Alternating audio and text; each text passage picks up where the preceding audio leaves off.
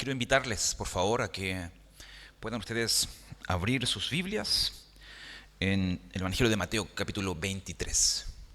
Vamos nosotros a considerar el día de hoy los versículos 13 al 15. ¿Ya? Ahora, la versión que se va a proyectar acá va a ser la Reina Valera 60, porque en la versión NBI, el verso 14 no está en el texto, sino en el pie de página.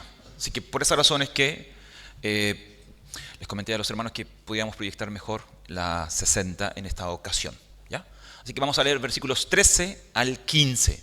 Y de ahí les voy a explicar un poquito de por qué no está el 14. ¿Ya? Dice así la palabra de Dios. Yo leo el 13, ustedes juntos leen el 14 y luego juntos leemos también el 15.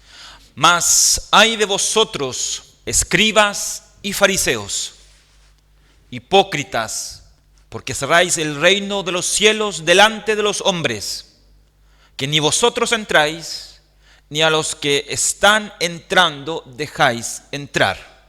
Ustedes, por favor.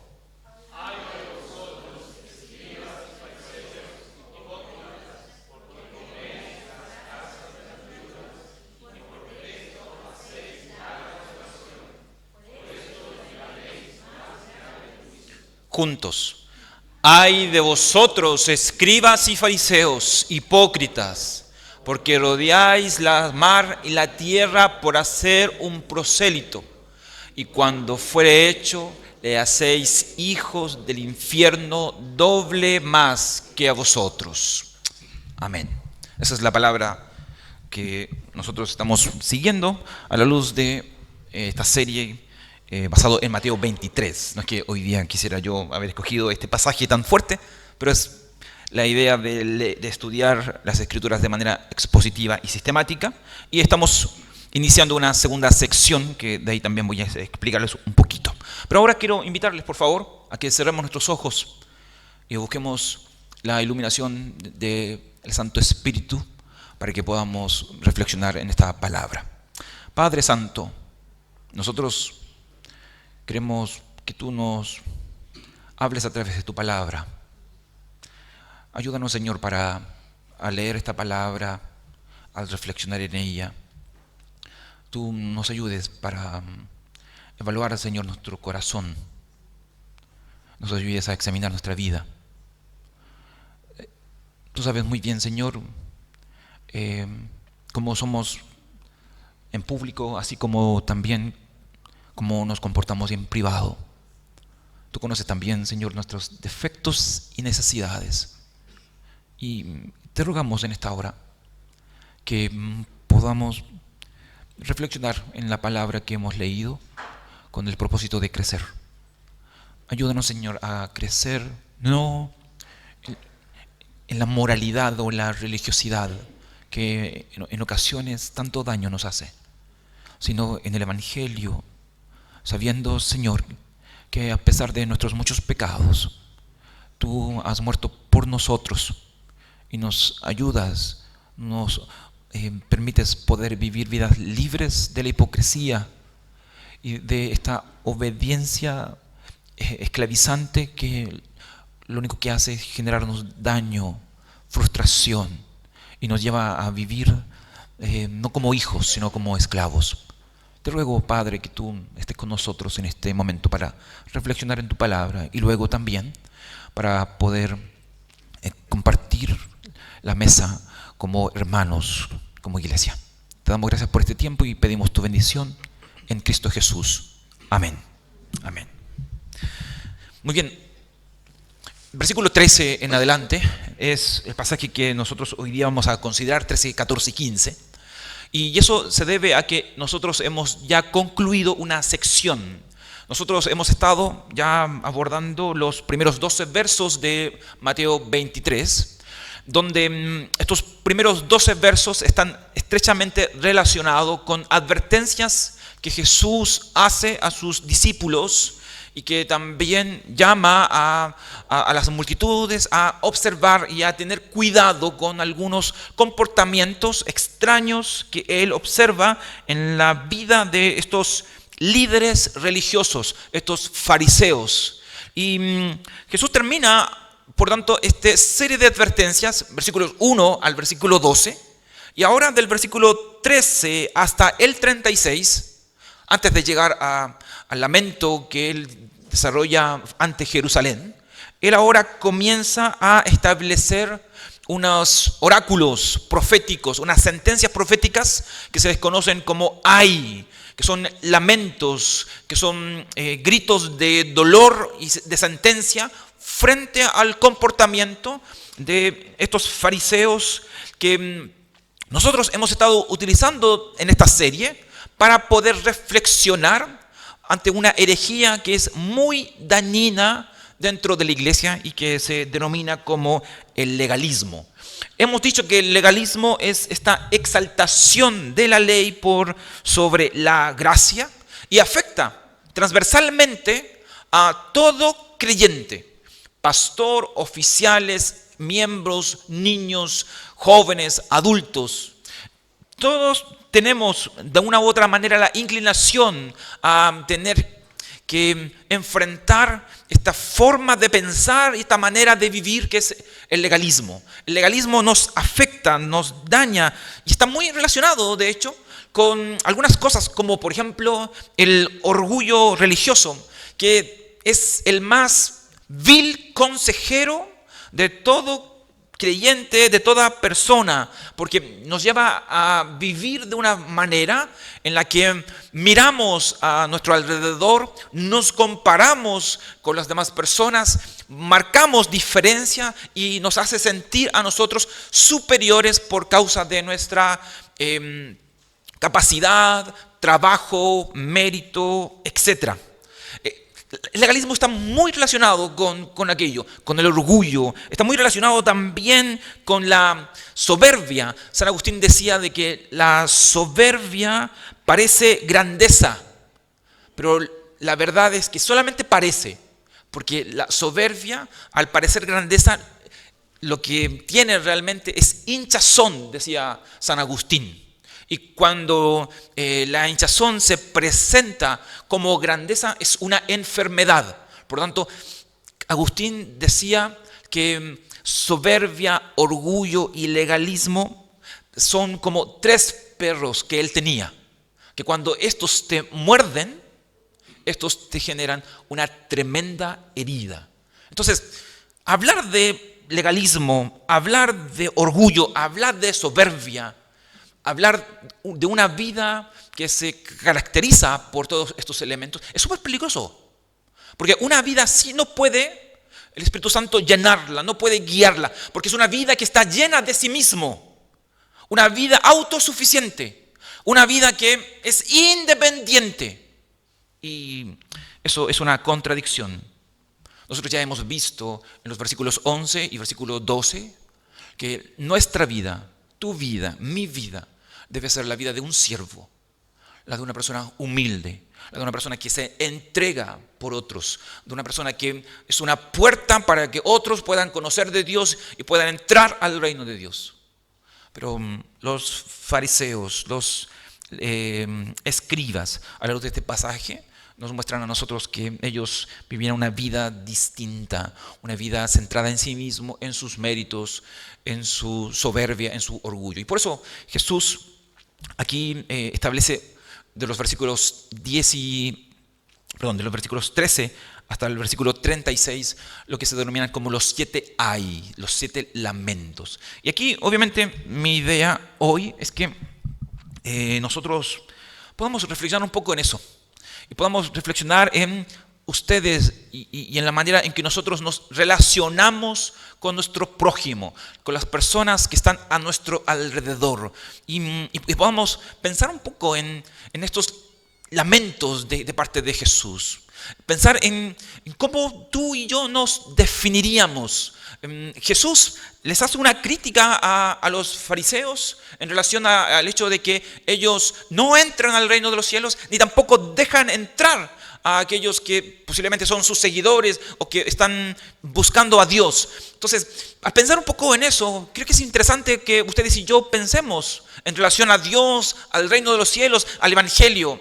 ¿Qué son ustedes? ¿Qué soy yo? ¿Soy una puerta o soy un callejón sin salida para aquellas personas que hoy están buscando de Cristo? ¿Qué somos? Somos personas que esconden el Evangelio a través de una vida que no refleja a Cristo, que no refleja los frutos del Espíritu, o somos una puerta donde ellos pueden encontrarse con Cristo, con el Evangelio.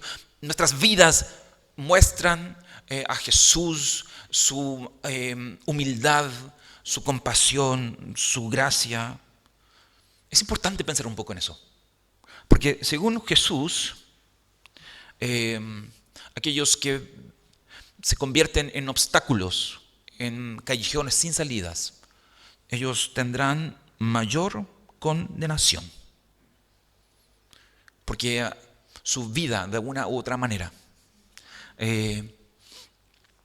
impide a muchas personas a que puedan conocer del Evangelio. Y no solamente a su vida, la forma en que ellos enseñan en las Escrituras, la forma en que ellos se relacionan. Imagínate, tú que eres padre, yo que soy padre, la responsabilidad que tenemos de instruir, de tomar de la mano de nuestros hijos y encaminarlos hacia el Evangelio.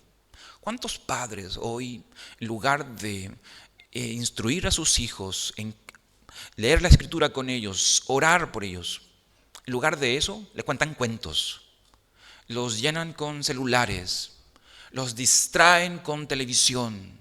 No está mal que ellos vean celular, que vean televisión, no está mal que ellos puedan ir al parque y puedan jugar, pero observa la responsabilidad que tú tienes, padre que me escucha, sobre todo si tu hijo es pequeño, que está recién iniciando. Cuán importante es que él pueda recibir instrucción sana, bíblica, de parte tuya. Es tu responsabilidad. No es la responsabilidad de una congregación o de una iglesia. Tú, padre que me escuchas, es tu responsabilidad instruir a tu hijo, a tu hija en la fe. No lo haremos nosotros. Es tu responsabilidad. ¿Eres una puerta o eres un callejón sin salida? ¿Eres un camino o eres una pared? Jesús habla un poco acerca de esto en este pasaje y que yo quisiera que nosotros podamos reflexionar hoy. Ahora, estos hay que ustedes miran en los versículos 13 al 36 son súper potentes, hermanos.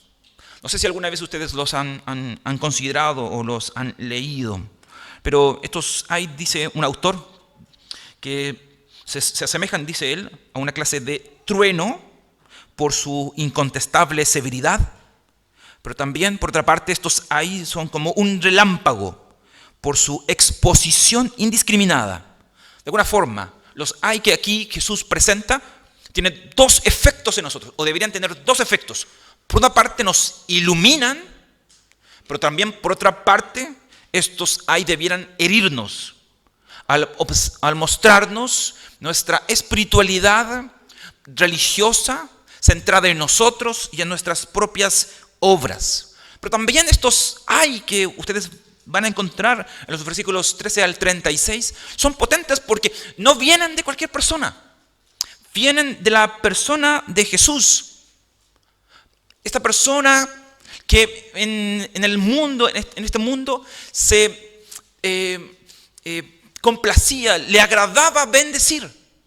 Pero en lugar de bendecir, ustedes ven aquí que él maldice, censura y genera sentencia sobre un grupo de personas que están impidiendo que puedan conocer del Evangelio. Ustedes ven aquí a un cordero airado, pero que por naturaleza es manso, pero que ante esta religiosidad ustedes encuentran palabras potentes, fuertes, que no van a encontrar en ninguna otra parte y que obviamente debiera llevarnos a nosotros a estremecer. Noten ustedes que no son cualquier persona a las cuales Jesús les está comentando estas cosas. No son cualquier persona, son personas con trayectoria, son personas que llevan años enseñando, aprendiendo, viviendo la fe o la religión que ellos promueven. No son personas neófitas, no son niños en la fe, son personas aparentemente maduras, que tienen un conocimiento vasto de lo que están haciendo y de lo que viven. ¿Cuánto se asemejan ellos a nosotros? ¿Cuánto nosotros nos asemejamos a ellos? Y allí está Jesús, hablando de una manera fuerte que debiera a nosotros, reitero, llevarnos a reflexionar. Entonces, mi idea es considerar hoy día versículos 13, 14 y 15 ante esta idea. Y creo que hay tres ideas que Jesús plantea aquí con respecto a los líderes religiosos. La primera idea es que los líderes religiosos, versículo 13, son personas que impiden, son un tropiezo, son un estorbo para aquellos que quieren conocer a Dios. Ese es un alegato que él va a plantear en el versículo 13. Segundo, los líderes religiosos son abusadores, que entran a las cosas de las viudas y en lugar de ayudarles en su tribulación, como dice Santiago, ellos se aprovechan de la situación, pero también son líderes religiosos que empeoran a las personas que buscan a Dios y que los hacen doblemente peores que sí mismos, según lo que ustedes miran en el versículo 15. Entonces, yo quisiera que pudiéramos mirar un poquito acerca de eso. Así que veamos el primer ay que encontramos en el versículo 13, este primer lamento, denuncia que encontramos aquí en el versículo 13. Dice el texto así: ay de ustedes, maestros de la ley y fariseos hipócritas, les cierran a los demás el reino de los cielos. Ni entran ustedes, ni dejan entrar a los que intentan hacerlo. Allí está el versículo.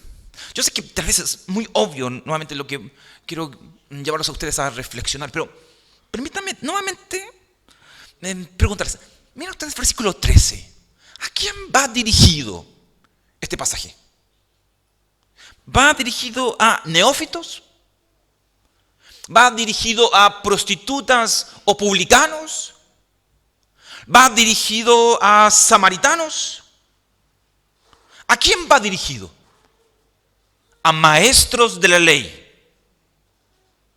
personas expertas en la palabra. A esa clase de personas va dirigido este pasaje. Personas estudiosas, personas que conocen las Escrituras, personas como tú y como yo. Es potente, ¿no? Porque hay muchas personas que creen que el conocimiento por sí mismo los hace a ellos irreprensibles. Pero no es así. Puedes tú tener mucho conocimiento, pero eso no necesariamente te lleva a ti a vivir una vida santa, una vida coherente con las Escrituras, una vida sincera, honesta, transparente. Los fariseos tenían mucho conocimiento. Ustedes ya lo saben eso. Pero no deja de asombrarme a mí el hecho de que estas censuras tan potentes vayan dirigidos a estas personas. No son cualquier persona. Son los oficiales, los líderes religiosos de Israel, los que enseñaban todos los domingos. A ellos iba dirigidos. Maestros, conocedores de las Escrituras. Ustedes y yo que servimos al Señor, líderes, observen esto, hermanos. Ni mi conocimiento, ni mis estudios, ni tus conocimientos, ni tus estudios son capaces de librarte de vivir una vida hipócrita. Como un actor que intenta mostrar solamente una parte de la moneda, pero que esconde la otra para no ser culpable de incoherencia, de hipocresía, etc. Noten ustedes la responsabilidad que tenemos nosotros que servimos al Señor en la iglesia. Ustedes, padres que sirven al Señor en sus hogares instruyendo a sus hijos. Ustedes que hablan a otros de Cristo, que no conocen de Jesús y que de alguna manera son conocidos por ser creyentes, que tienen un poco más de conocimiento. ¿Podría ser posible que aquí, si Jesús estuviera, Él nos llamara a nosotros también hipócritas, sepulcros blanqueados. Dicen algo, no lo hacen. No podemos simplemente pasar. Los hay que ustedes se encuentran aquí no son únicos. De hecho, en las Escrituras hay varias secciones, tanto en el Antiguo Testamento como en el Nuevo Testamento, acerca de estas sentencias proféticas de juicio.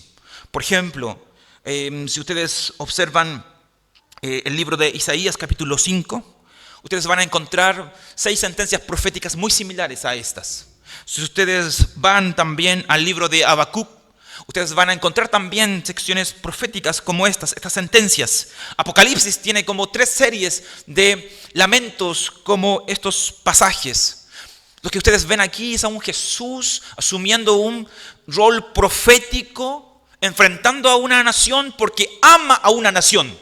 No es que Jesús esté yéndose mala, digámoslo así, con este grupo porque simplemente Él quiere que se vayan al infierno. No, Él está confrontándolos. ¿Y cuánto necesitamos nosotros ser confrontados con nuestra realidad, con nuestra vida, con la forma en que hacemos las cosas?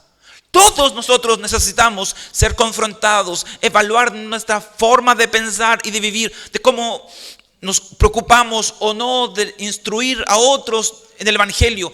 Todos aquellos que no desean ser confrontados con el Evangelio viven dobles vidas, viven vidas ocultas, viven vidas en pecado, viven vidas en oscuridad, que lo único que hace, como lo hacen los hongos, ¿cierto?, en la oscuridad, es ampliarse. Y tarde o temprano, no solamente el color, sino también el olor se va a manifestar en la vida. Todos necesitamos ser examinados, confrontados, evaluados, conversar. Pero vivimos en una sociedad que es tan sensible que quizás frente a palabras como estas, muchos censurarían a Jesús. Hipócritas. Qué palabra más potente. En el primer siglo, este concepto tenía varios significados. En un sentido, se le llamaba hipócrita a una persona que contestaba. Ese era como el sentido primario. Luego se utilizó esta misma palabra para hablar de un actor. Y luego para hablar de un actor, en el peor de los casos, refiriéndose a un farsante. Hoy, hipócrita es un término que se utiliza para cualquier persona, no solamente para líderes, para cualquier persona que vive una doble vida. Para cualquier persona que vive solamente de los actos externos, que no es capaz de poder ser genuino, que anda escondiéndose porque tiene miedo a ser pillado. Pero déjame contarte algo. Tú y yo podemos escondernos del ojo humano y posiblemente así lo hacemos, pero no puedes esconderte de tu Señor. Y eso no debiera llevarte a ti a enojarte o a entristecerte, sino que eso debiera incentivarte a tener momentos de confesión más honestos, a tener momentos de honestidad con tu Señor, en momentos de oración profunda. Él sabe cuántos lidian con la pornografía. Él sabe cuántos lidian con pecados que no son capaces ni siquiera de contárselos a su propia esposa. Él sabe cómo ustedes y yo nos comportamos cuando nadie nos ve. Él muy bien lo sabe. Y tenemos que aprender a vivir en la presencia del Señor, sabiendo de que constantemente ustedes y yo estamos ante Él, que Él sabe todo. Él conoce nuestros pensamientos e intenciones. Y eso debiera a nosotros llevarnos a ser más honestos, a ser más claros, a ser más específicos al momento de orar y confesar nuestra maldad. Pero Noten ustedes que el problema no es simplemente la hipocresía en este pasaje, en este versículo 13. Jesús los acusa a ellos de ser líderes religiosos que están impidiendo que personas entren al reino de los cielos. ¿Cómo lo están haciendo? La verdad es que el versículo 13 no es muy específico, pero tal vez esto tenga que ver con la inconsecuencia de sus vidas a la luz del versículo 3 de este mismo capítulo. Tal vez esto también tenga relación con la severidad de los fariseos, según el versículo 4. O tal vez también tenga que ver con el mal ejemplo. El texto dice de que no solamente ellos impiden que otras personas entren, sino que ellos mismos se mantienen fuera del reino de los cielos. Ellos no son un modelo, reitero, ellos no son un ejemplo. Ellos no son un camino. Una cosa ya mala, ¿no?, es alejarse de Cristo. Otra cosa peor es que tú alejes a otros del Salvador. Una cosa es que tú te alejes de Jesús. Otra cosa peor es que tu familia se aleje de Jesús por tu causa. Eso es mucho más triste. No puede ser posible que por tu pecado, por mi pecado, mis hijos se alejen de Cristo. Mi esposa se aleje del Evangelio. Mi familia sufra a causa de mi maldad. No puede ser posible. No puede ser posible. Tú y yo debemos ser un camino, una puerta. Las personas deben conocer a Jesús, no alejarse de Jesús. Jesús lleva a reflexionar a estas personas y obviamente debe llevarnos a nosotros también a reflexionar, hermanos. Tú y yo debiéramos ser personas que llevan personas a Jesús, no que les impiden acercarse a Jesús. Y por eso, nuevamente, creo yo que es importante que tú y yo reflexionemos. ¿Qué es lo que estamos reflejando? ¿Cómo estamos viviendo? Las personas conocen a Jesús a través de nuestras vidas. Mi esposa es edificada en mí. Mis hijos es edificado en mí, en la enseñanza, en la instrucción. ¿Soy yo alguien que está motivando a mi familia a acercarse a Dios? ¿O estoy siempre poniendo excusas los días domingos a no venir, a no buscar al Señor, a no leer la Biblia? Estoy prefiriendo la televisión por sobre la escritura. Estoy prefiriendo las series por sobre un devocional. Estoy prefiriendo estar con amigos en lugar de tal vez leer escritura, un libro espiritual, etc. Noten ustedes que esto tiene muchas implicancias. Y Jesús lo presenta aquí en el verso 13. Pero no solamente eso. Versículo 14, Jesús presenta un segundo lamento y una segunda denuncia. Este versículo 14, lamentablemente, en las versiones NBI no está, pero yo lo voy a leer aquí. Dice el texto así: Hay de ustedes, maestros de la ley y fariseos hipócritas. Ustedes devoran las casas de las viudas y por las apariencias hacen largas plegarias. Por esto se les castigará con más severidad. Este verso no está en la NBI por una sencilla razón, ¿ya? Lo que pasa es que la NBI no está basado en el texto griego en el cual se basa la Reina Valera 60. Y algunas investigaciones textuales más recientes creen los estudiosos, que este verso 14 no está en los manuscritos más antiguos. Y por esa razón es que las versiones modernas comúnmente lo omiten. Ahora, su ausencia o su consideración no genera ninguna dificultad teológica o doctrinal dentro de la Escritura. Solamente que hay algunos comentaristas que piensan de que este pasaje no debiera considerarse dentro del texto bíblico porque no está presente en los textos más antiguos. Sin embargo, en esta ocasión lo vamos a mirar, ¿ya? Y yo quisiera que puedan ustedes observar nuevamente aquí la acusación de Jesús. Creo que es interesante observar cómo Jesús aquí está relacionando su sentencia en contra del abuso y por otra parte también en contra de este exhibicionismo del cual nosotros ya hemos hablado. Y aquí yo quisiera hacer una un punto que creo que es importante, sobre todo también en nuestra situación, en nuestro tiempo. Hay una verdad que es importante escuchar, reflexionar a la luz de este pasaje 14. ¿Cuál es esta verdad? Yo quiero decirles, hermanos, nuestro Señor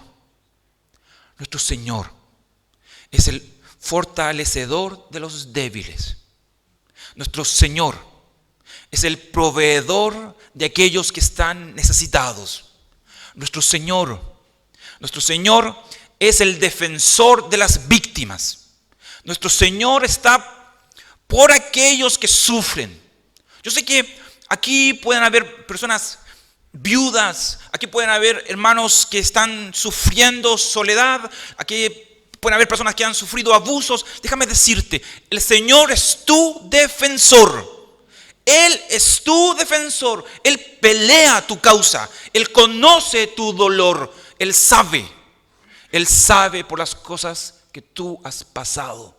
Y Él sabe también quiénes son aquellos que te han hecho daño. Él te defenderá. Él te restaurará. Él te ayudará. Eso es lo que las Escrituras dicen. El Salmo 10, versículos 17 y 18. La Escritura nos dice que el Señor es quien protege al oprimido. El Señor es quien cuida al débil. Y nosotros, hermanos, nosotros como iglesia presbiteriana, Cristo el Salvador, debemos ser un lugar seguro para aquellos que sufren, para las víctimas, para aquellos que están en necesidad. Así también lo expresa tanto el Salmo 82 como Proverbio 31. Y también, si tú quieres vivir una vida cristiana pura, una religión pura, como dice Santiago, tú y yo debiéramos preocuparnos de las viudas, de los huérfanos, de los necesitados, de las víctimas, en su necesidad y tribulación. La iglesia debe ser un lugar seguro para aquellos que sufren. Y Jesús es aquello que está haciendo en este pasaje.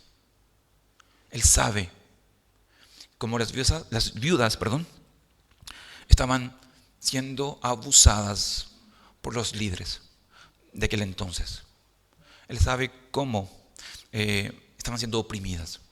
Y eso Él lo expresa públicamente. Es potente eso. Él se los enrostra porque Él ve, Él cuida, Él protege. Es verdad. Nosotros ya lo vimos también esto en el versículo 5. Los líderes religiosos hacen las cosas para ser vistos por los hombres. Y es verdad, ellos recibirán su recompensa terrenal, que es el aplauso de los hombres. Pero también, según este pasaje nos dice que ellos no solamente recibirán el aplauso, sino que además de eso, ellos recibirán una mayor condenación. Ojo, nosotros creemos de que así como hay grados de felicidad, digámoslo así, en el cielo, hay también grados de sufrimiento en el infierno. Eso debiera llevar a todo incrédulo a cuidar su praxis. Y también debiera llevar a todo creyente a vivir de una manera adecuada al Evangelio. Jesús es consciente de todo. Y Él censura el abuso, así como también el exhibicionismo, como ustedes lo ven en el versículo 14. Pero hay una última censura, y con esto yo voy cerrando. Versículo 15. Miren ustedes, versículo 15, por favor. Ay de ustedes, maestros de la ley y fariseos hipócritas, recorren la tierra y mar para ganar un solo partidario, y cuando lo han logrado lo hacen 2 veces más merecedor del infierno que ustedes. Noten usted aquí nuevamente, ¿no? La idea del lamento, de la designación de los líderes religiosos y del epíteto hipócritas. ¿De qué Jesús está acusándolos aquí? Un comentarista resume esta idea diciendo que Él está acusando a los fariseos de ser misioneros del mal. Los fariseos son misioneros del mal. Porque ¿cuál es el pecado de ellos? El pecado de estos fariseos es que ellos trabajan para conducir a las personas no a Dios, sino al fariseísmo. Ellos no están preocupados por la gloria de Dios. Ellos no están preocupados porque conozcan a Cristo. Ellos están preocupados en que ellos se conviertan en una dupla de ellos mismos. El gran pecado de estos no es que recorran y su enseñanza les haga acercarse a Dios o algo así. No, su problema es que ellos hacen prosélitos con el fin de que ellos puedan ganar prestigio, puedan ser más las personas que los admiren, que los aplaudan, etcétera, etcétera. Ellos no trabajan por el reino, ellos trabajan en contra del reino. Para ellos, su satisfacción, reitero, y su éxito es crear duplicados de su propia vida, de su propia religión, de su fariseísmo. Y por esa razón es que ellos son doblemente peores, porque son personas neófitas, que son más celosos que sus propios maestros y hacen cosas más terribles que sus propios maestros. Noten ustedes nuevamente aquí cuando el ministerio se centra en una persona, en un líder carismático que mueve a las personas, que influencia a las personas y que atrae a las personas hacia sí mismo. Ese no es el Evangelio. El Evangelio no está centrado en una persona elocuente, carismática.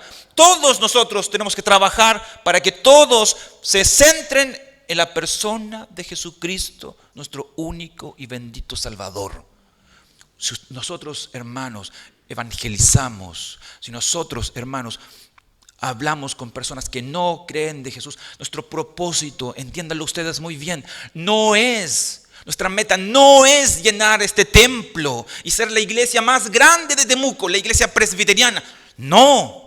Nosotros no estamos convirtiendo personas al presbiterianismo. Nosotros estamos convirtiendo personas a Cristo. Cristo es la meta. Nosotros creemos que el presbiterianismo es una denominación centrada en las Escrituras, que tiene una fe sana, bíblica. Pero nuestro objetivo no es convertir presbiterianos, sino personas a Jesús. Personas a Jesús. Y lamentablemente ustedes observan aquí, y obviamente también esto nos debiera incomodar.